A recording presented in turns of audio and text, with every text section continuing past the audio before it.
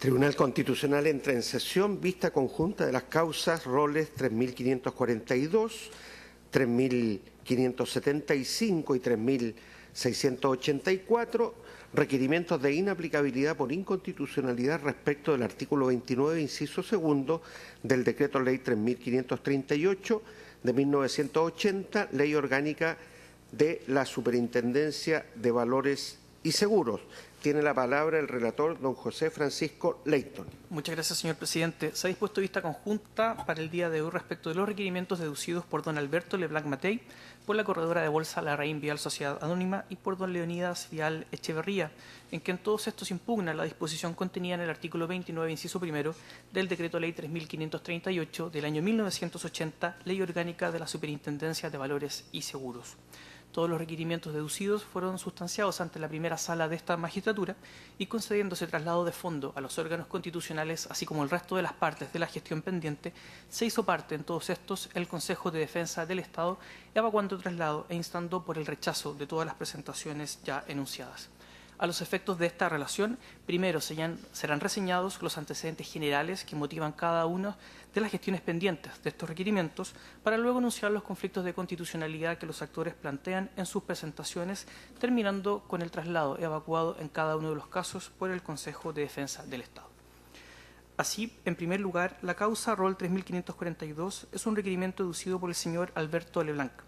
El requerente expone que la Superintendencia de Valores y Seguros, a través de la resolución exenta número 223 de septiembre del año 2014, aplicó una importante multa en el contexto del denominado caso Cascadas por la comisión a juicio del regulador de diversas infracciones a la Ley de Mercado de Valores, así como a la Ley de Sociedades Anónimas, hechos que habrían ocurrido entre los años 2009 a 2011. En el caso del actor, fue multado con 100.000 unidades de fomento, en razón de haber comprado y vendido acciones de Calichera A en el periodo cuestionado, no existiendo ninguna imputación respecto a haber tenido participación o injerencia en los hechos anteriores que, según la autoridad administrativa, configurarían el presunto, abro comillas, esquema, cierro comillas, sancionado. En detalle, expone que se le imputa participación solo en el sexto periodo investigado, cuestión que no se vio reflejada en el criterio de proporcionalidad que debió guiar la decisión de fondo, en tanto la Superintendencia de Valores y Seguros estimó que tuvo una utilidad de 91.800 unidades de fomento, aplicándole una sanción de 100.000 unidades de fomento, es decir, un 108% del presunto beneficio obtenido. Reclamada la sanción a la Judicatura Ordinaria, en consideración a lo dispuesto en los artículos 28 a 30 de la Ley Orgánica de la Superintendencia en cuestión, esta confirmó la multa, resolución apelada para ante la Corte de Apelaciones de Santiago, constituyendo la gestión pendiente de estos autos. En segundo término, la causa rol 3.575 ha sido deducida por la corredora Larraín Vial Sociedad Anónima.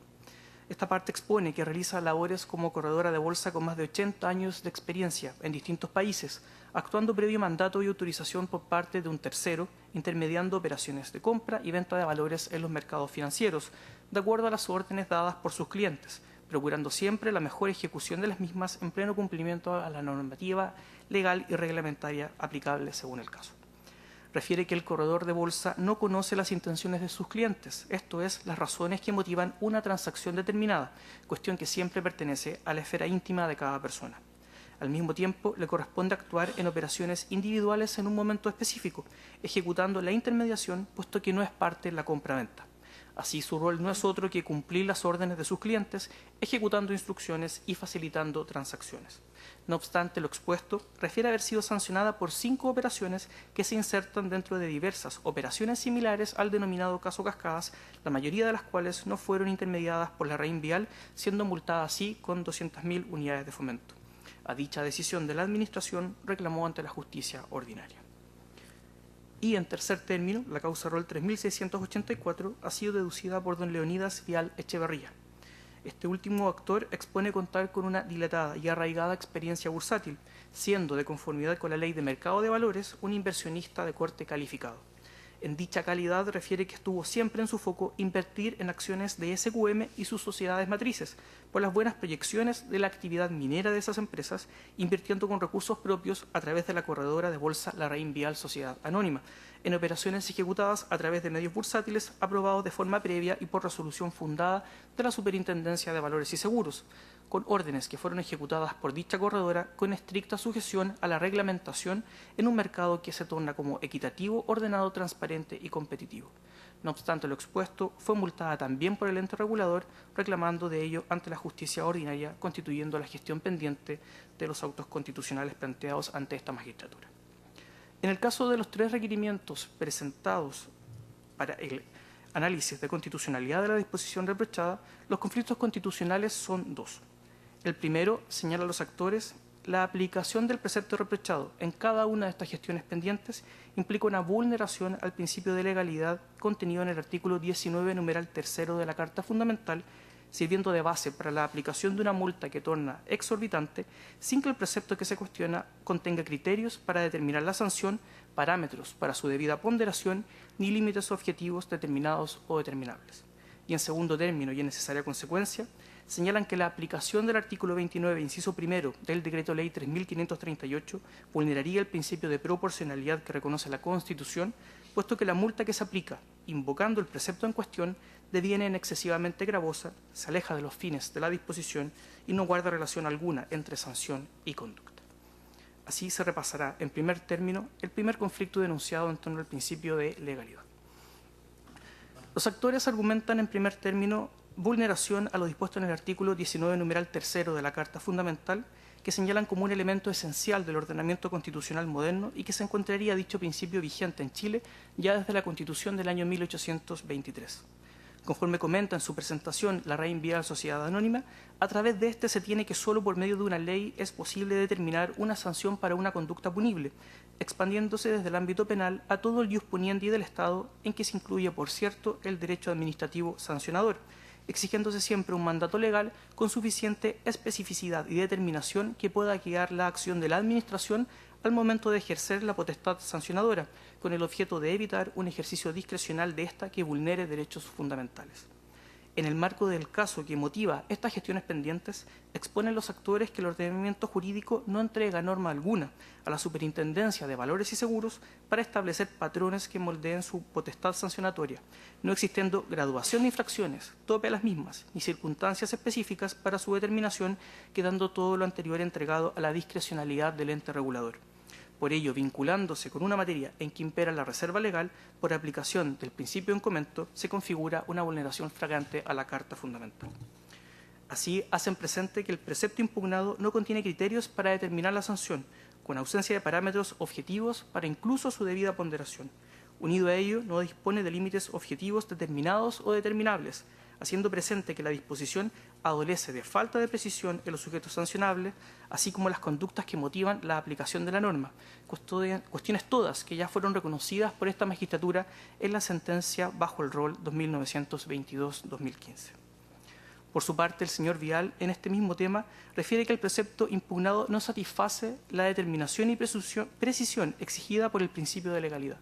Comenta que el artículo 29 del Decreto Ley 3.538 no cuenta tampoco con criterios legales que permitan a la autoridad administrativa determinar la cuantía de la multa dentro del 30% de la, comillas, operación irregular, cierre comillas, máximo que ni siquiera existe como límite legal en los casos en que se pretenda aplicar esa regla a una pluralidad de transacciones u operaciones, puesto que la indeterminación de la base de cálculo impide determinar en forma previsible y calculable el máximo de la multa en concreto. Así, argumenta este actor que la norma impugnada no permite concluir razonablemente cuándo se debe aplicar la sanción que ésta prevé y no estableciendo tampoco criterios objetivos para determinar el monto final de la multa, puesto que las sanciones no están legalmente determinadas. Por lo anterior, el, abre comillas, hasta el 30%, cierre comillas, que reseña la norma, puede permitir llegar a una multa indeterminada en una discreción sin límites que se manifiesta como inconstitucional y arbitraria en el caso concreto, no contando con la precisión debida en lo concerniente a los sujetos sancionables y las conductas que motivan la aplicación del precepto. La norma, por lo anterior, carece de determinación y especificidad en la forma que exige la Carta Fundamental. Por su parte, en este primer capítulo de constitucionalidad, el señor Leblanc hace presente en su libelo que la disposición cuestionada infringe dicho principio en cuanto a la predeterminación normativa y con ello los subprincipios de tipicidad y seguridad jurídica.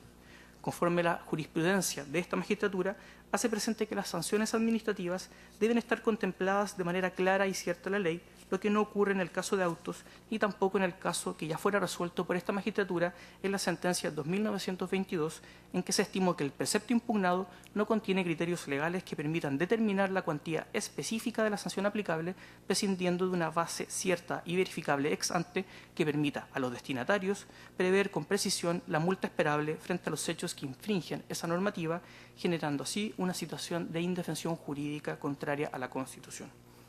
Por lo mismo, expone que es gravoso para cualquier persona someterse a la carencia de criterios legales que permitan al órgano sancionador individualizar el monto concreto de la sanción aplicable de forma previsible y calculable, validando el proceso de concreción de la sanción al mero arbitrio de la autoridad administrativa, lo que resulta contrario a los principios y normas de la Carta Fundamental, cuestión que se hermana con la vulneración que denuncia en torno al debido proceso legal. En lo concerniente al segundo capítulo de constitucionalidad denunciado por los tres actores, este se sitúa en torno al principio de proporcionalidad. A dicho respecto, en su libelo, la corredora de bolsa Larraín Vial Sociedad Anónima expone que este principio se ha expandido como un estándar de escrutinio judicial con inusitada fuerza entre las Cortes Constitucionales de todo el mundo, siendo un principio general de adjudicación utilizado para la resolución de disputas vinculadas con conflictos de derecho. En consideración a lo anterior, sostiene que la multa aplicada a su respecto ha devenido en excesivamente gravosa, alcanzando los 5.300 millones de pesos, cuestión que no guarda relación coherente y proporcionada entre los fines de la norma y los medios utilizados. La sanción supera así en más de 45 veces el monto total de las comisiones cobradas, prueba de la desproporción entre el fin de la norma y la multa efectivamente aplicada. Unido a lo anterior, arguye que la aplicación del precepto reprochado y la gestión pendiente vulnera también el test de proporcionalidad si se sigue este en los tres pasos que la doctrina propone, esto es, su juicio de idoneidad, juicio de necesidad y proporcionalidad en sentido estricto. Agrega que, analizando en detalle la conducta imputada a efectos de verificar si hay o no equilibrio entre esta y la sanción, se debe tener presente que Larraín Vial no actuó de modo distinto a cómo actuaron otras corredoras en estos hechos, no teniendo tampoco un rol destacado en el supuesto esquema que reconoce la Superintendencia de Valores y Seguros, puesto que no conocía ni podía conocer las intenciones de las partes en las transacciones encomendadas que se ajustaron a las normas que la regulan, cuestión que tuvo en consideración la justicia ordinaria conociendo el reclamo deducido contra la multa. En esta cápite, los señores Leblanc y Vial hacen presente que el principio de proporcionalidad es un importante mecanismo para el control de los poderes públicos, operando como un instrumento de protección de los derechos fundamentales y de límite a la discrecionalidad para evitar conductas ultravires. Hacen presente que la sentencia 2922 de este Tribunal Constitucional estimó que la disposición reprochada infringe el principio de proporcionalidad, toda vez que su materialización fáctica no se sustenta sobre la base de criterios de razonabilidad que permitan determinar por qué se ha impuesto una determinada sanción en el caso en concreto. Así, el artículo 29, inciso primero, permite la imposición de una multa sin establecer parámetros objetivos entre la infracción reprochada y la cuantía de la multa aplicada en el caso de fondo. En dicho contexto, agregan que la resolución sancionatoria del ente regulador ha superado los límites constitucionales permisibles, puesto que ésta no ha contemplado argumentaciones concretas y objetivas que avalen la aplicación de una multa desproporcionada, desconociéndose qué criterios han sido empleados para fijar el quantum de la sanción por sobre el límite de 15.000 unidades de fomento, extralimitando de esta forma una correcta utilización de discrecionalidad. Por último, en este segundo capítulo de constitucionalidad, el señor Leblanc también argumenta en torno a una vulneración al principio de razonabilidad. Hace presente que la sentencia Causa Rol 2922 estimó como no razonable que la disposición cuestionada en estos autos no fije parámetro alguno de razonabilidad a la autoridad, cuestión que no se compadece con criterios mínimos de proporcionalidad. Por estos antecedentes, los tres actores solicitan que sea acogida la impugnación planteada en torno al artículo 29, inciso primero del cuerpo legal ya reseñado. Haciéndose cargo de todas estas argumentaciones, el Consejo de Defensa del Estado evacúa traslado, instando por el rechazo de las acciones de inaplicabilidad deducidas. En cuanto a sus presentaciones, primero reseña un contexto de las gestiones pendientes y luego se hace cargo de los argumentos constitucionales planteados por los actores. Así, en cuanto a la presentación del señor Leblanc, el Consejo de Defensa del Estado hace presente que éste fue multado junto a otras personas naturales por su responsabilidad en la realización de diversas operaciones a las que el ente regulador denominó como un esquema, que tenían por objeto entregar, abro comillas, oportunidades de negocio, cierro comillas, a sociedades que fueron determinadas como sociedades relacionadas de propiedad del señor Julio Ponce Lerú, sociedades vinculadas de propiedad del señor Guzmán Lyon, sociedades instrumentales de propiedad del señor Leonidas Vial y sociedades instrumentales de propiedad también del señor Alberto Leblanc. Dichas oportunidades de negocios fueron creadas en las medidas que éstas beneficiaban al señor Ponce Lerú, controlador de las sociedades cascadas, yendo contra el interés social de estas últimas, en tanto este, ideólogo y promotor del esquema de operaciones que hizo aquello posible, así como por sus vínculos con los dueños de las sociedades vinculadas e instrumentales, se materializó ello a través de remates de volúmenes significativos de acciones a un precio mayor al de referencia, construido a partir de las transacciones de mercado. En dicho contexto, fueron sancionadas diferentes personas, naturales y jurídicas, en un mismo procedimiento administrativo, entre ellos dicho actor. En lo concerniente a la presentación de Larraín Vial Sociedad Anónima, el ente fiscal refiere que las opiniones vertidas por este actor en su presentación no guardan relación con los hechos que motivaron la sanción de multa impuesta a la corredora de bolsa, correspondiendo a explicaciones de cómo opera, en teoría, una corredora de bolsa en el mercado de valores, equivocándose en minimizar su rol como operador formal y exclusivo en el mercado. Refiere que la corredora conocía que el objetivo no era transferir la propiedad de los valores transados, cuestión distinta a afirmar que no tenga la obligación legal de compartir esa intención o no. Hace presente que dicha corredora busca ocultar así su mayor responsabilidad en esta infracción, toda vez que como intermediario autorizado del mercado de valores actúa como agente y ministro de fe del mismo, con un estándar de exigencia ética que deviene más alto al que se exige a cualquier inversionista. Y finalmente, en este apartado, respecto a la presentación del señor Vial, el Consejo de Defensa del Estado expone que, de acuerdo a la resolución sancionatoria de la Superintendencia, las sociedades del señor Vial obtuvieron una utilidad estimada total en 1.761.200 unidades de fomento por operaciones efectuadas entre 2009 y 2010, utilidades posibilitadas por la actuación de la corredora Larraín Vial y sus ejecutivos, en que el actor era presidente de la sociedad matriz de la corredora y uno de sus principales accionistas, no obstante presentarse como un inversionista calificado. Omite el actor, agrega el Consejo de Defensa del Estado, señalar que obtuvo sus principales utilidades casi exclusivamente de sus operaciones con los títulos de las sociedades cascadas, no entregando antecedentes de ninguna otra inversión en la que obtenga el tipo de utilidades a las observadas con dichos títulos durante el funcionamiento del esquema que determinó el regulador. Finalmente, haciéndose cargo de los conflictos constitucionales denunciados, el Consejo de Defensa del Estado solicita que estos sean desestimados en su integridad. Hace presente a dicho respecto que la facultad punitiva de la Superintendencia de Valores y Seguros se encuentra debidamente limitada por criterios que deben ser considerados al momento de cursar una multa. En tal sentido, agrega que la diferenciación arbitraria y forzada que efectúan las partes requirentes perdería sustento en la medida que se le dé interpretación natural y obvia a los artículos 27 a 29 del cuerpo legal ya referido. A dicho respecto, comenta que resulta evidente que el legislador nunca habría establecido dos sistemas diametralmente distintos para el cálculo de una sanción, lo que es fruto de una interpretación armónica de los tres preceptos ya anotados, conforme lo desarrolló con claridad el voto de minoría en la causa Roll 2922 y el Tribunal Civil que conoció de la gestión pendiente al dictar sentencia definitiva, rechazando la reclamación del actor en el caso del señor Leblanc.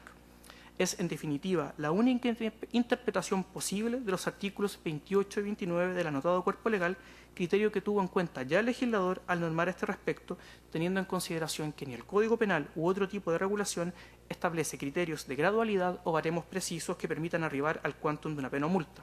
Así, tanto el juez penal como la Administración cuentan con algún nivel de discrecionalidad otorgado por la propia Constitución para decidir cuál es la pena o sanción proporcionada al caso concreto. Agrega que los criterios, elementos y parámetros establecidos en los artículos 27 y 28 están relacionados con aspectos o características del caso concreto que la Administración o el juez, en su caso, siempre deben tener en consideración al momento de individualizar la sanción a imponer en un caso concreto. Estos se encuentran presentes en el derecho administrativo sancionador por cuanto tienen que ver, entre otros, con la gravedad, consecuencia, reiteración y capacidad económica del infractor, elementos que sí se encuentran en los fundamentos de la sanción aplicada a los requirentes por el ente regulador. De esta forma, los actores, se expone, han confundido el concepto de discrecionalidad con el de arbitrariedad. El ejercicio de la discrecionalidad administrativa permite determinar qué sanción aplicar y el monto de la multa, ponderando todas las circunstancias establecidas en la ley, operando los parámetros que entregan los artículos 27 a 29 como límites al ejercicio de la discrecionalidad administrativa, con el objeto de que la sanción resulte proporcional en un acto debidamente motivado. Agrega que controlar si la sanción cursada es o no desproporcionada es materia propia y siempre presente del juez del fondo que conoce el reclamo de la multa, no pudiendo discutirse en esta sede sobre aquello. en necesaria consecuencia, solicita se rechace la argumentación en torno a la vulneración al principio de legalidad. Hace presente que la superintendencia ejerció su función fijando el monto de la multa de conformidad con las reglas ya anunciadas, ejerciendo así su discrecionalidad administrativa en conformidad a los parámetros normativos de la Carta Fundamental. Finalmente, argumenta que los actores formulan sus libelos en base a críticas abstractas al precepto legal en cuestión y se alejan de esta forma de un control concreto de constitucionalidad como es el requerido por la Carta Fundamental. Concluye señalando, señor presidente, que traídos los autos en relación para esta vista conjunta, se han anotado en forma para alegar los abogados de las partes requirentes y del Consejo de Defensa del Estado. Muy bien. ¿Los señores abogados tienen observaciones que hacer a la relación? Sí, adelante. Con la venia, señor presidente, solamente aclarar, para completar que la relación está muy bien hecha, que en el caso de mi representado, don Leonidas Vial, en la cuestión concreta en la que incide este recurso, este requerimiento, el Tribunal de Primera Instancia acogió el requerimiento y la sanción, la multa y la resolución 223, en lo que respecta a mi representado, don Leonidas Vial Echeverría, quedó totalmente sin efecto, encontrándose solo actualmente apelada por el Consejo a la Corte de Apelaciones de Santiago, pendiente y suspendida por estos recursos. Solamente eso. Adelante. En el caso de la Larraín Vial está acumulada la causa de don Leonidas Vial, de manera que también quedó sin efecto. Y en segundo lugar, que no sé si es un error, pero usted al mencionar el caso señaló que la inconstitucionalidad era el artículo 29 y su segundo. Primero. Primero. Sí. Perfecto. Muchas gracias. Nada más. Bien, se va a proceder entonces a los alegatos. Van a alegar los dos primeros colegas. Vamos a hacer un receso de 10 minutos para continuar después de esos minutos. En primer término, entonces, por la parte requirente, en la causa rol 3542, alega don Alejandro Romero Seguir por 15 minutos. Adelante. Con la venia, señoría excelentísima. Frente a una relación tan contenta y clara, quiero centrar mi alegato en el principio de la igualdad. Y para ello quiero hacer referencia a quien tendríamos que considerar que es el padre de la patria jurídica, Andrés Bello.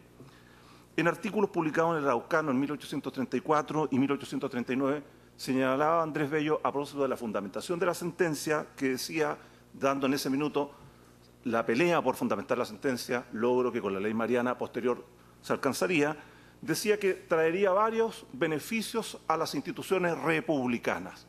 Y uno de ellos era que las decisiones divergentes en casos análogos a oprobio de la Administración de Justicia serían cada vez más raras. Ese es el punto. El Tribunal Constitucional tiene una sentencia dictada sobre la misma materia que involucra a los mismos sujetos. Quedó muy en claro en la relación. La causa 2922 del año 2015 versa sobre lo mismo y me parece que lo que corresponde aquí es simplemente hacer referencia al efecto jurídico que tiene un precedente del Tribunal Constitucional. ¿Por qué es importante esto? Porque de verdad, si hay algo que uno tendría que pensar que es la injuria más atroz que sufre un sujeto, es la discriminación de origen judicial. Y cuando digo judicial, también comprende el Tribunal Constitucional. Si hay algo que en una sociedad democrática se debe evitar, es la discriminación frente a los jueces. ¿Por qué? Porque se vulnera un principio esencial. ¿Cuál? Que los casos análogos deben recibir siempre la misma respuesta. Constituiría de verdad una práctica antidemocrática profunda que los ciudadanos de la patria, en cada caso concreto, se vieran amenazados a tratos discriminatorios. Sería impensable en un sistema jurídico que un abogado llegase a alegar una causa pensando que entra a un terreno de incertidumbre, de oscuridad, a una zona opaca, donde no sabe cuál es el criterio de decisión. Y eso es lo que aquí hay que evitar. ¿Y por qué hay que evitarlo? Porque tenemos una sentencia del Tribunal Constitucional que, como decía Andrés Bello, está fundada, ¿cierto?, y se lograrán en la República grandes logros con ello. Pues bien, frente a una sentencia del Tribunal Constitucional recaído en el mismo caso, en el caso idéntico al que aquí corresponde analizar, la respuesta es obvia: se debe mantener el criterio. ¿Y por qué se debe mantener el criterio? Porque ya lo dijo el Tribunal Constitucional en una sentencia lata. Es cierto, hay 3 votos de minoría, pero eso es el juego, ¿cierto?, de la creación del precedente. Que si después vamos a discutir, que tendría que ser lo que hoy día nos convoca, tendríamos que discutir las razones para el cambio del precedente. Pues bien, yo critico formalmente la técnica recursiva del Consejo de Defensa del Estado cuando, en vez de preocuparse de dar razones a sus señorías excelentísimas respecto de por qué tendrían que cambiar de criterio, se dedica al corte y pega del voto de minoría. No tengo nada contra los 3 votos de minoría, forma parte de su quehacer jurisdiccional, pero el precedente constitucional ya está sentado por la mayoría del tribunal. 10 miembros, dirime un presidente. Es el tribunal más completo del país, que ha convocado, ¿cierto?, a gente con distinta experiencia. O sea, la señal jurídica para el resto de los operadores ya está dada. Pues bien, ¿dónde estarían las razones para el cambio del precedente? Yo, por lo menos, en la presentación del Consejo de Defensa del Estado no lo aprecio. ¿Por qué es importante mantener el precedente? No es solo por el culto al conservadurismo que está detrás de un presente, todo lo contrario. En este caso concreto existen razones profundas para ello. Primero, ¿cierto?, porque la igualdad ante la ley que la Constitución asegura vincula al Tribunal Constitucional. Sería de verdad, ¿cierto?, una situación de desazón que el Tribunal Constitucional cambiara un criterio que ya lo estableció para la misma norma, artículo 29, inciso primero, decreto ley 3.538. No tendría sentido que resultara una causa distinta, ¿cierto?, principio elemental de la Constitución. Por otra parte, insisto, no es solo el culto al precedente por el presente, todo lo contrario, hay razones justificadas de lógica jurídica que así lo justifican. ¿Cuáles? La repercusión de los precedentes del Tribunal Constitucional. ¿Qué ocurre aquí? El Tribunal Constitucional, en el fallo de la causa 2922-2015, ya estableció razonadamente cuáles son los criterios de proporcionalidad, legalidad que aquí infringirían esto. ¿Y por qué digo que es relevante mantener los precedentes constitucionales? Porque ocurre que, más allá de la discusión teórica, si son tribunales que el seniano que solamente expulsan normas jurídicas, en la práctica eso no es así. Lo que hace el Tribunal Constitucional repercute en la actividad legislativa y eso está bien y hay que defenderlo. ¿Por qué digo esto? Porque en la misma sentencia de la causa 1922 hay, en los considerando 7 y 8, una referencia del actual presidente, ministro Aróstica, a la existencia del principio de la proporcionalidad en la jurisprudencia constitucional.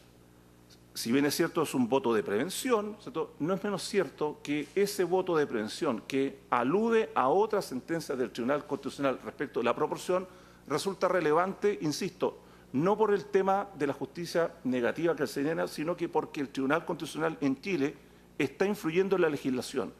¿Qué ha ocurrido efectivamente en el cambio legislativo chileno? Se han ido modificando leyes bastante antiguas que han infringido el principio constitucional de proporcionalidad. Hay un trabajo magnífico, lo califico así, ¿cierto?, entiendo que trabaja acá, de don Nicolás Enteche Rosales, que ha hecho un examen completo de lo que es una buena técnica y una mala técnica respecto al principio de la proporcionalidad, y uno de los ejemplos de mala técnica legislativa es justamente este decreto ley.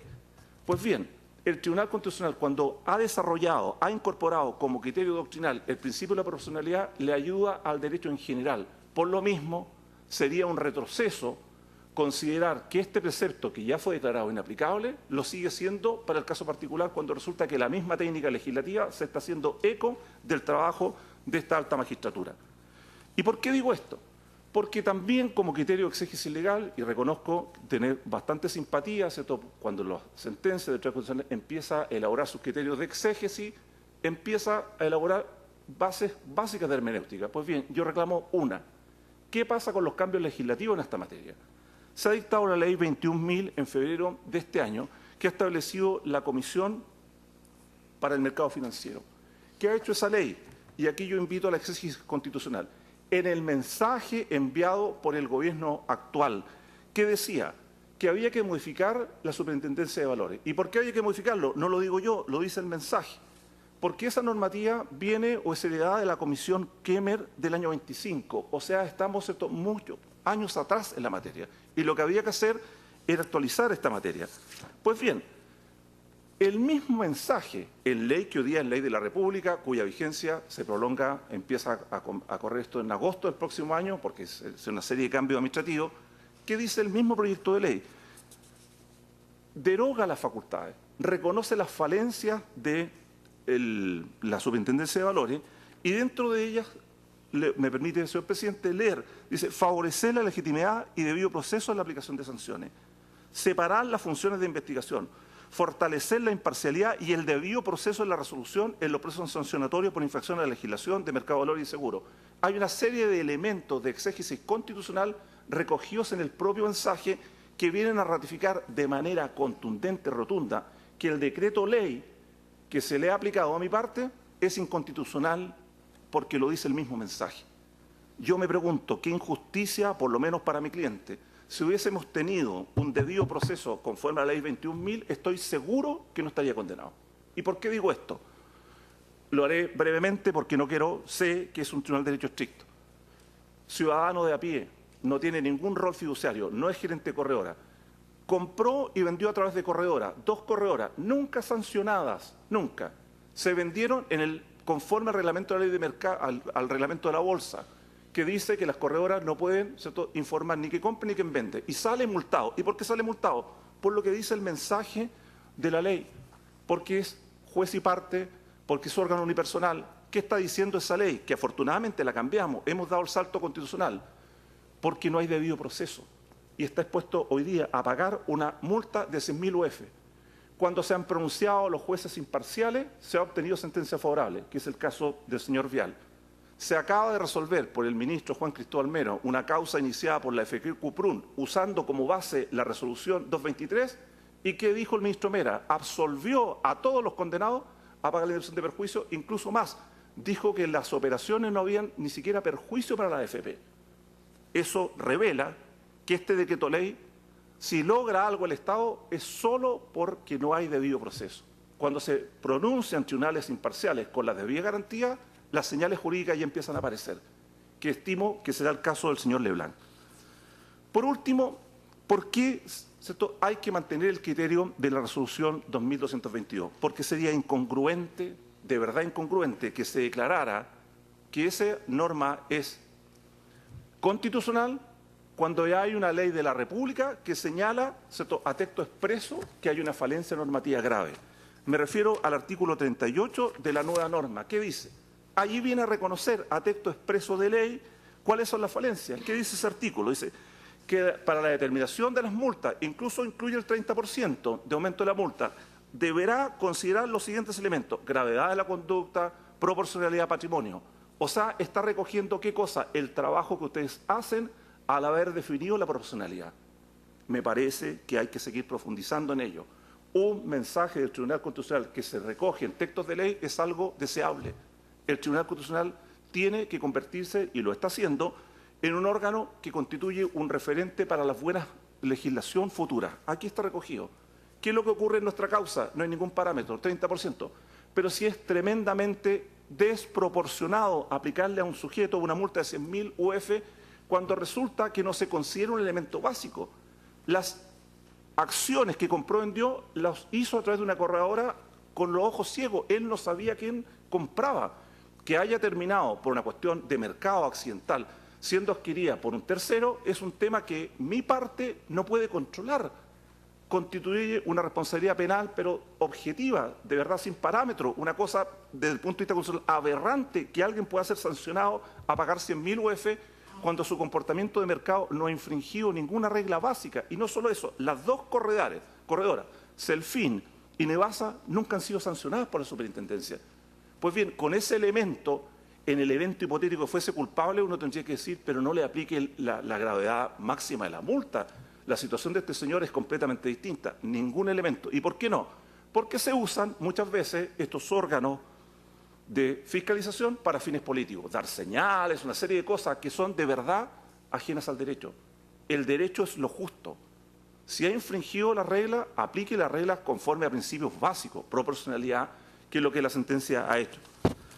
Por último, señoría ilustrísima, señoría excelentísima, es importante cautelar y conservar y mantener, y no solo, potenciar los precedentes del Tribunal Constitucional. ¿Y por qué es relevante?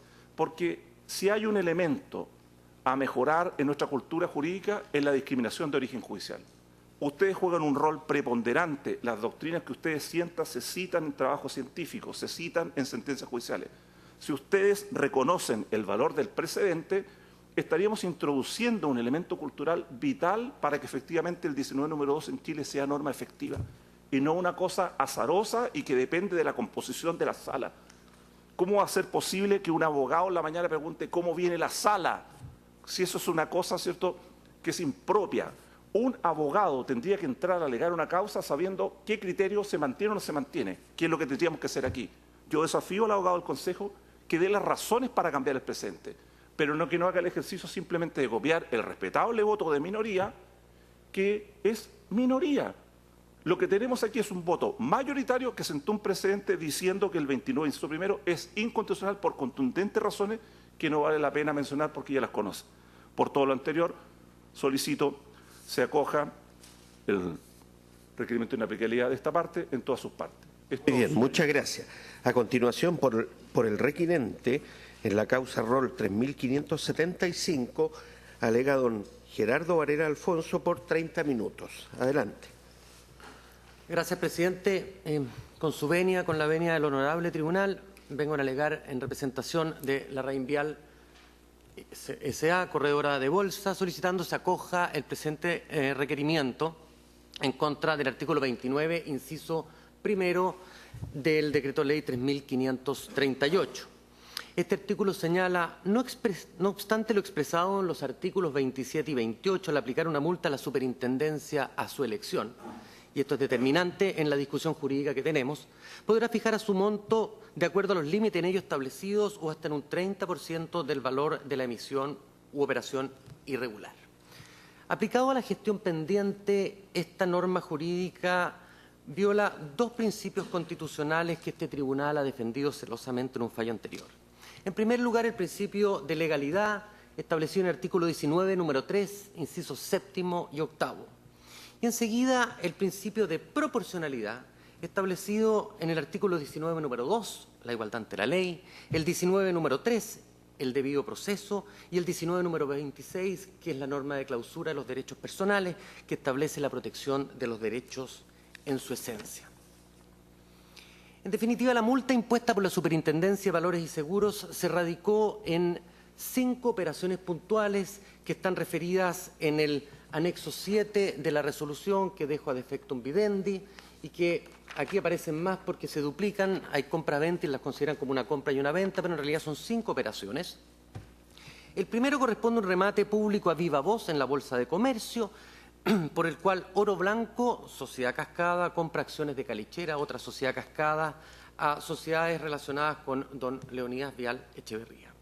Y enseguida, 4 órdenes directas con difusión, estos son remates electrónicos efectuados a través de la Bolsa Electrónica de Chile, por la cual Oro Blanco y Pampa Calichera se compran y venden recíprocamente en diciembre del 2010 y enero del 2011 acciones de SQM-A.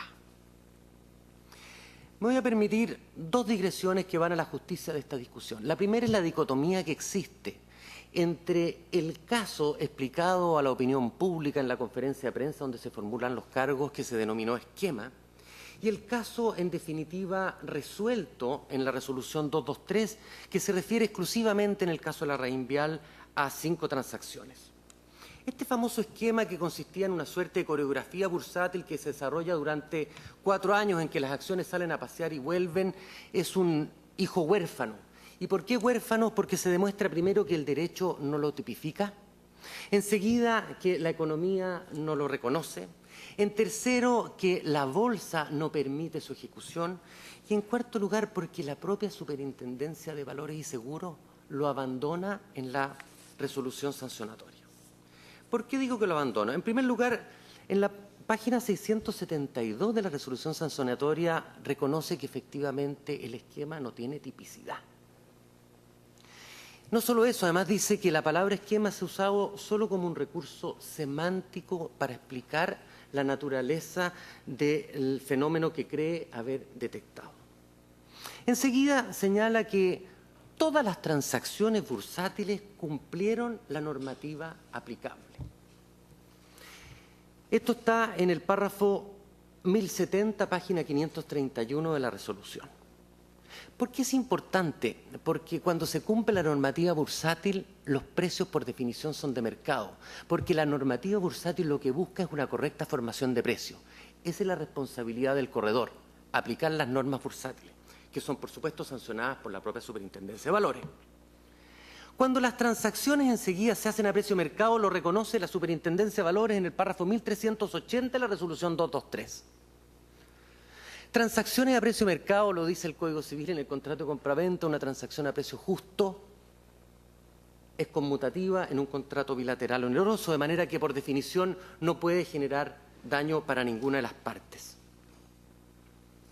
Y en definitiva, la última lápida en el famoso esquema lo pone la propia Superintendencia en la página 693, Romano 3 de la resolución 223, cuando dice: todas estas transacciones se han hecho con riesgo de ganancia o pérdida. O sea, jamás eliminan el riesgo bursátil. Así queda huérfano el famoso esquema y así se centra la sanción aplicada en 5 transacciones particulares y concretas que, según la Superintendencia, habrían ameritado una sanción de 200.000 UF, no obstante cumplir la normativa aplicable. ¿Cómo se explica esta sanción? Ya lo veremos más adelante. ¿Qué es lo que hay entonces? ¿Cuál es el ilícito? La respuesta la dio efectivamente la jueza del 29º Juzgado Civil de Santiago, que exoneró de todo cargo a Larraín Vial en primera instancia. Sentencia que, por supuesto, está apelada por el Consejo de Defensa del Estado. ¿Qué es lo que permite esta dicotomía entre un reproche mediático, la resolución dictada, precisamente la palabra a su elección, que permite que el superintendente, sin justificar, sin limitar, resuelva algo que no guarda ninguna correspondencia y armonía con la supuesta situación infraccional? La segunda digresión, presidente, tiene que ver con la idea de que si no se aplica el 29, estas actividades quedan impunes. Larraín Vial es la última corredora de bolsa chilena que existe y que compite de igual a igual con los extranjeros. En el Banco de Chile está Citibank, en Corbanca está Itaú, en la antigua Celfino, hoy día BTG, están los brasileños BTG Pactual. Larraín Vial opera en 4 jurisdicciones. Estos son mercados que son Perú, Colombia y Estados Unidos. Estos son mercados en que la confianza y la reputación son fundamentales. El daño a Larraín Vial, la sanción a Larraín Vial se aplica en la formulación de cargos. A partir de la formulación de cargos, a Larraín Vial no le queda otra cosa que tratar de hacer contención de daño. Tiene que salir a explicar si es efectivo que está metido en un esquema que nadie entiende, pero que a todos escandaliza. Tiene que explicar si efectivamente favorece a un cliente respecto de otro, lo cual es absolutamente contra natura, porque significaría que prefiere a clientes chicos versus los clientes institucionales, que son aquellos que permiten que Larraín Vial viva. Tiene que explicarle a todos los reguladores cuál es la supuesta infracción que se le imputa. Larraín Vial, exonerado o no de los cargos por la jueza de primera instancia, ya sufrió un daño y sufrió un castigo. Y se le ha perdido el respeto al artículo 27 y 28. Recordemos que esa es una norma que se modifica el año 2000 en que se suben de 1.000 UF a 15.000 UF. 15.000 UF es mucha plata, sigue siéndolo, pero se le ha perdido el respeto. Quiero referirme entonces, excelentísimo, al principio de legalidad. Este tribunal ha establecido que el artículo 29 presenta 7 deficiencias legales que lo hacen inconstitucional. Las 7 deficiencias legales son: en primer lugar, no tiene un criterio objetivo para determinar cuándo se aplica. Es el superintendente por sí ante sí quien determina si elige el 29, el 27 o el 28. En segundo lugar, no tiene parámetros objetivos para ponderar la sanción. El 27 y 28, que tienen multas menores asociadas a las infracciones, obliga al sentenciador a considerar gravedad, consecuencias del hecho, capacidad económica del infractor y reincidencia, que en este caso, por supuesto, no concurre. En tercer lugar, no tiene un objetivo, un límite objetivo. Dice 30% de la operación. ¿Cuál es la operación y quiénes intervienen? Pensemos, por ejemplo, en el remate del 23 de septiembre del año 2010, que es la primera operación sancionada. En ese remate no se sanciona al comprador, que es Oro Blanco. No se sanciona al vendedor, pero a la persona natural que controla las 2 sociedades vendedoras, que son San Tomás y La Viña. Se podría haber sancionado a ellas también, pero se sanciona al controlador. Se sanciona al corredor. Se sanciona por responsabilidad vicaria al gerente general que se encontraba en Colombia ese día, de la Larraín Vial, Manuel Bulnes, y se sanciona al jefe de mesa en ese momento, Felipe Razzoli, a ellos dos con 300.000 unidades de fomento. También se podría haber sancionado a la Bolsa, que es donde ocurre este remate porque se hace viva voz en la rueda. Él es el ministro de fe del sistema, no los corredores. En definitiva, esto podría haber terminado en un 30% multiplicado por 6, por 7, por 8, por 9 o por las personas que quisiéramos, con lo cual se hubiera multiplicado por varias veces el monto de la operación. En cuarto lugar, no contiene precisión respecto de los sujetos sancionables ni respecto de las conductas que motivan la aplicación. Aquí quiero detenerme en dos aportes que hace el fallo 2922 del año 2015. Señala, primero, y este es el punto 5 de las infracciones que contiene este artículo, la ausencia de fijeza regulatoria. No contiene criterios que permita predecir las consecuencias de una conducta específica. Enseguida, como sexto punto, señala que hay una ausencia de relación predecible entre deberes y consecuencias. Lo veremos más adelante, pero no hay lecciones bursátiles que aprender de estas sanciones. No se ha modificado norma alguna, salvo hace poco más de un mes que se modificaron algunas normas de transacción, pero para favorecer el vértigo con que debe funcionar el mercado de valores. Y séptimo y último, permite discrecionalidad, sin límites ni fundamentos. La discrecionalidad acompañada de la ausencia de límites y fundamentos equivale a arbitrariedad. Y la arbitrariedad es precisamente lo que nuestra Constitución y este tribunal ha querido evitar en la legislación vigente. Enseguida me voy a referir al principio de proporcionalidad. Este excelentísimo tribunal ha fijado dos principios de proporcionalidad que deben ser respetados. En primer lugar, debe haber una relación entre medios utilizados y fines perseguidos. Debe haber coherencia y razonabilidad entre los fines y los medios. Y enseguida, el resultado no debe ser excesivamente gravoso. ¿Cómo se lesiona el primer principio exigido por este excelentísimo tribunal? El de equilibrio entre sanción y conducta. En primer lugar, ya lo dije, la publicidad fue el principal castigo para el corredor que vive de su reputación. Pero en segundo lugar, la Larraín Vial no tiene utilidad en esta operación distinta que sus comisiones. Lo que buscaba el 29 era evitar el oportunismo, el que alguien se comportara diciendo puedo ganar 100 en esta operación, no importa que me multen con 30. Pero en el caso de la Larraín Vial, que no es un inversionista, simplemente es un corredor, cuando le aplican una multa de 200.000 UF y ha cobrado una comisión de algo más de 4.000, le están aplicando una multa de 45 veces. Si uno revisa el balance de la Larraín Vial, que es público y está en la superintendencia del año 2010, verá que su rentabilidad sobre venta es de alrededor del 33%, lo que es consistente con una empresa de servicio.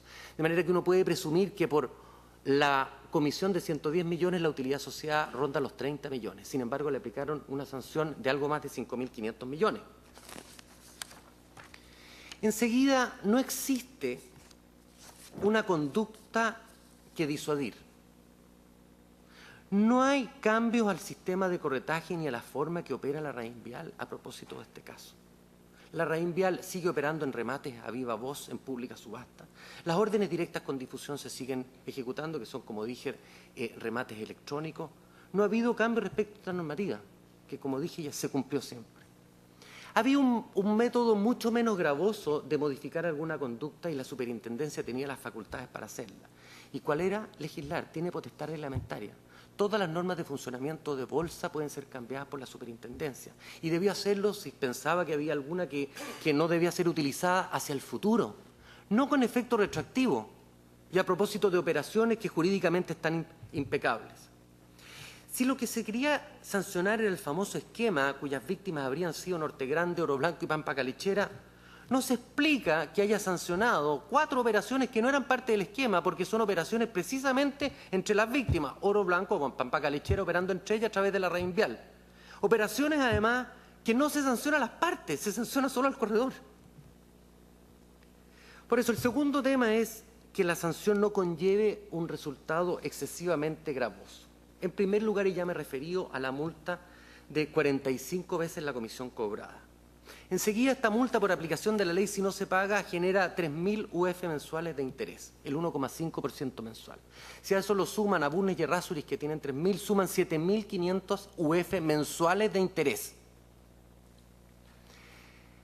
Todas las multas aplicadas por la Superintendencia, y las acompañamos en el segundo trocido de nuestra presentación, y lo voy a dejar a efecto un video. Desde el año 2004 a la fecha, a las corredoras que jamás ha aplicado el artículo 29, solo el 27 y 28, ascienden a algo más de 34.000 UF sumadas. Esta multa es 5 veces la sumatoria de las prácticamente 34 multas que ha aplicado a corredoras. Esto es excesivamente gravoso si se atiene al rol del corredor. El corredor es un intermediario, actúa por mandato. Todas las operaciones por las cuales se sanciona la RAIN vial fueron aprobadas por la unanimidad de los directorios de las sociedades compradoras y vendedoras. No hay voto disidente ni siquiera en los representantes de la AFP. Todas fueron instruidas por el representante legal a la RAIN vial para ejecutarse en la forma que lo hacía. La RAIN vial siempre se limitó a su labor de corretaje. No obstante poder comprar acción y tener cartera propia, jamás lo hizo. Estaba actuando como corredor. Por eso no tuvo utilidades distintas que las asociadas a sus comisiones. Enseguida, siempre cumplió las reglas bursátiles aplicables. Esto lo reconoce la Superintendencia de Valores, que señala en el párrafo 1070, cabe aclarar que esta superintendencia no discute la legitimidad de los mecanismos bursátiles autorizados. Lo reconoce el representante de la superintendencia en la absolución de posiciones de primera instancia, cuando señala, a Fojas 1104, que reconoce que las operaciones se hicieron cumpliendo la normativa aplicable.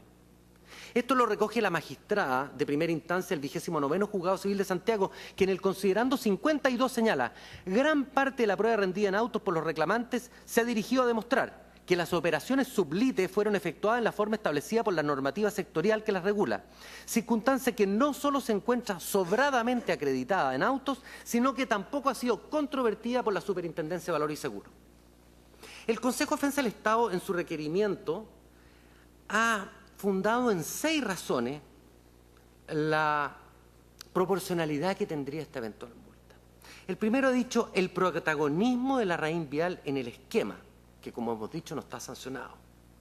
Y señala al efecto la participación de mercado de la RAIN vial el año 2009, en la página 4 del requerimiento. Pero la verdad es que el año 2009 no se sanciona por ninguna operación a la RAIN vial. La primera operación que se sanciona en la RAIN vial es de septiembre del 2010, de manera que no entendemos a qué viene la participación de mercado de la RAIN vial el año 2009. Enseguida, la propia Superintendencia de Valores en la resolución sancionatoria 223, párrafo 1572, a propósito de la operación de la RAIN vial el año 2010, dice que la RAIN vial actúa poco. Señala, en tal sentido, en esa menor complejidad, la importancia de las operaciones en ruedas se reducen, concentrándose el esquema en el uso de remates, lo que además trajo como consecuencia que la RAIN vial negritas no cumpliera ningún rol destacado en el esquema. Esto es el año 2010.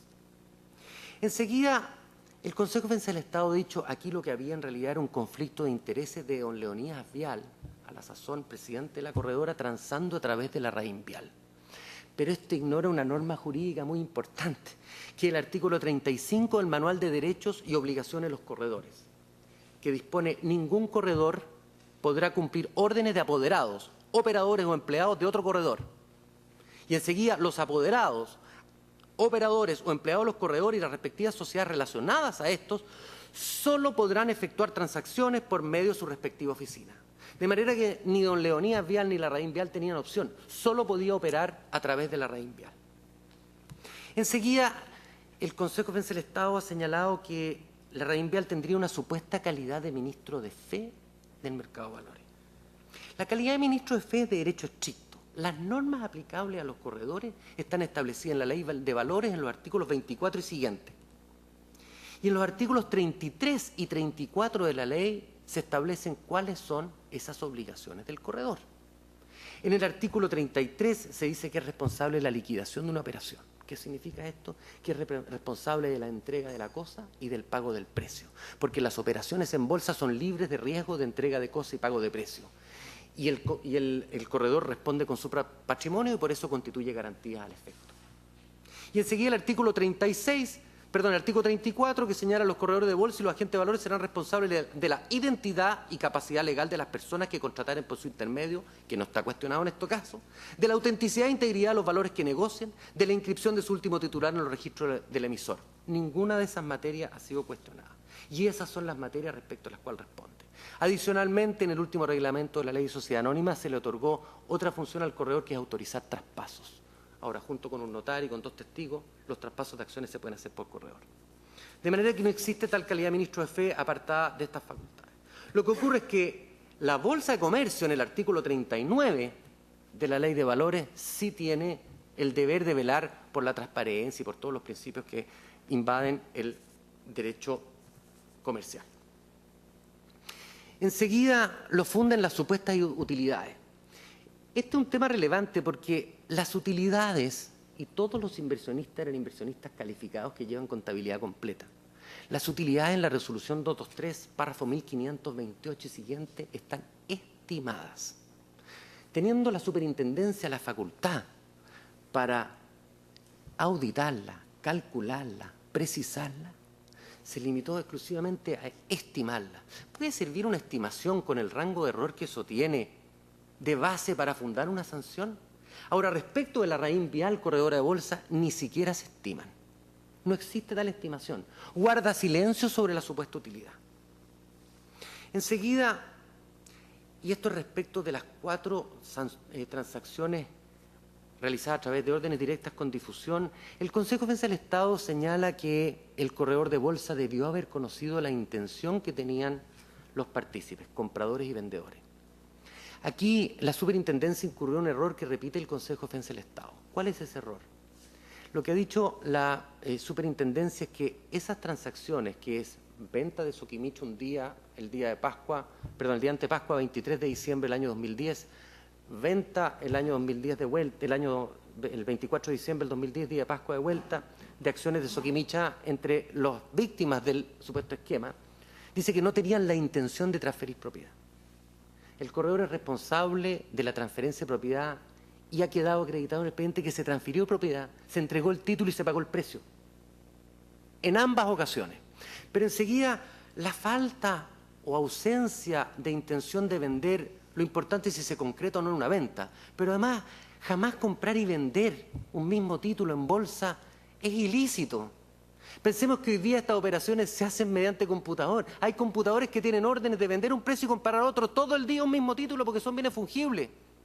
¿Dónde está la reprochabilidad jurídica de la compra y venta de un mismo título?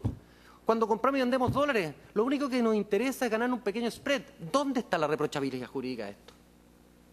Finalmente, lo que ha dicho el Consejo de Defensa del Estado ha señalado que este sería el supuesto fraude más grande de la historia a los accionistas minoritarios y a los gobiernos corporativos. A los gobiernos corporativos en ningún caso, porque siempre hubo unanimidad en la aprobación de todas estas transacciones a nivel de Norte Grande, Oro Blanco y Pampa Calechera, tanto así que siempre ganaron plata. Pero enseguida está el fallo que ha citado mi distinguido colega, dictado recientemente a propósito de la demanda de AFP Cuprum en contra de varios de los inversionistas, donde señala varias cosas importantes. La primera es que no existe daño. No existe daño, porque el mayor valor en acciones siguió subiendo. Durante el año 2009 y 2010 es el alza bursátil más grande de la historia de Chile. ¿Y por qué? Porque la bolsa chilena se recupera la caída después de la crisis subprime. De manera que cualquier título que uno compare y vendiera más adelante estaba subiendo de precio. Eso lo sabemos hoy día con visión retrospectiva, pero no se sabía antes. Por eso que se reconoce que siempre hubo riesgo de ganancia o pérdida en estas transacciones. Y dejo el fallo ad effectum videndi. En definitiva, esta dicotomía entre el caso mediático y el caso jurídico es el que termina con esta aplicación de una sanción gigantesca y absolutamente desproporcionada, porque estas 5 transacciones jurídicas y bursátilmente perfectas, económicamente perfectas, y que la bolsa, el custodio del sistema, ha dicho que no presentan irregularidades, lo dijo públicamente y jamás aplicó sanciones, solo se justificaba como para satisfacer al vulgo estas 200.000 UF. En definitiva, su señoría excelentísima, el artículo 29 del decreto ley 3.538 es inconstitucional porque vulnera los principios de legalidad y proporcionalidad. Esto lo ha reconocido el propio tribunal en el fallo 29-22 y el legislador que ha derogado el artículo en cuestión, efectivamente recogiendo esta jurisprudencia y plasmándola en un nuevo texto legal. Este es un caso del cual no se pueden sacar lecciones para el mundo bursátil, pero sí se pueden sacar lecciones para el mundo jurídico. El Consejo de Defensa del Estado ha sostenido que los jueces deben tener cierta latitud, cierta discreción para fijar sanciones. Yo simpatizo con eso, porque el juez es un tercero independiente. Pero este no es el caso. El artículo 29 lo aplica un regulador que es juez y parte, está nombrado políticamente y tiene poder de vida sobre una corredora. Por eso que su discreción debe limitarse y precisarse, y eso es lo que no hace el artículo 29. Por eso ha hecho bien el Tribunal Constitucional al acoger la inconstitucionalidad de este artículo en la causa Rol 29-22 y el legislador al derogar este artículo con la dictación de la Ley 21.000. Muchas gracias. Tal como estaba dispuesto, vamos a hacer un receso de 10 minutos.